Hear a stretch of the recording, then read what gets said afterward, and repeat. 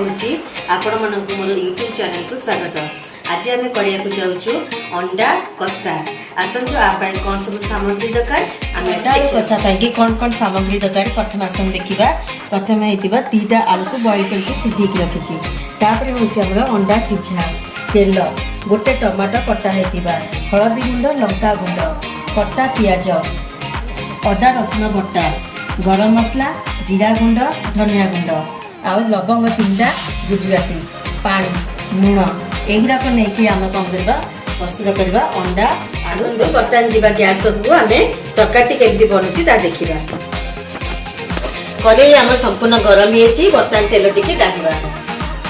प्रथम आम गोटे स्पून साहाय्य अंडाटा को होल करवा।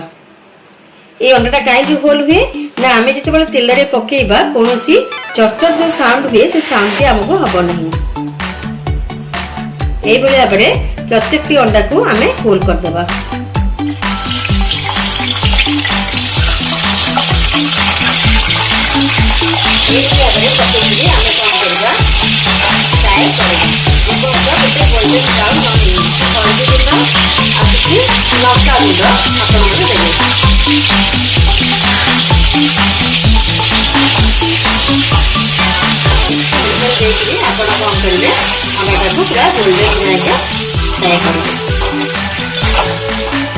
देखो ये भाव में गोल्डन ब्राउन है पर्यटन आम आपको फ्राए करवा। बर्तमान आम अंडा टी फ्राए कर सारापर यही तेल में आम आलू टी फ्राए करवा। रखाई तो आलू टी फ्राए करदे। ये भाव में आम फ्राए करवा पर्यटन गोटे गोल्डन ब्राउन न आस। संपूर्ण आलू टी भजा होगा आपको बर्तमान काढ़ीदवा।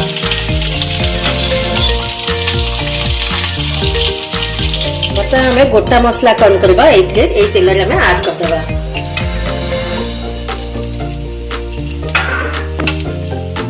तेल टी होगलानी तापर आम कटा होता पियाज पकई भाजा। बर्तमान पियाज टी गरम नाली पड़गलानी एवं आम अदा रसुण बटा पकईवा।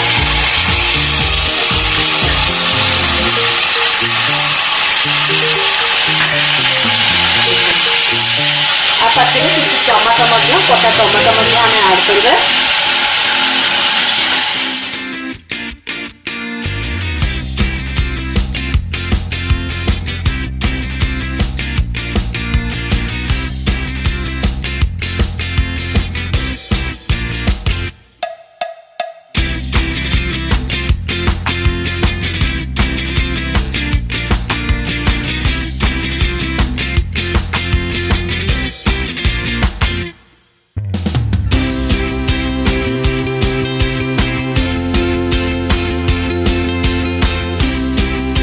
देखो आम संपूर्ण भाव में मसला टी पकईलानी यही टाइम में आम कौन करता भजा रखी आलू को पकईवा। भल भाव में आम आउ टे कषिदा।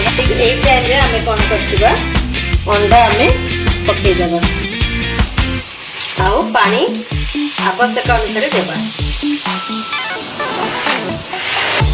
देखो आम संपूर्ण भाव में अंडा आलू कषा होगलानी। बर्तमान को प्लेटिंग करवा। देखो बर्तमान आम संपूर्ण भाव में प्लेटिंग भी कर सुंदर देखा। देखो ये संपूर्ण भाव में जदि आम रेसिपी आपको भल लगे आप सब्सक्राइब करके लाइक करेंगे। रहुची धन्यवाद।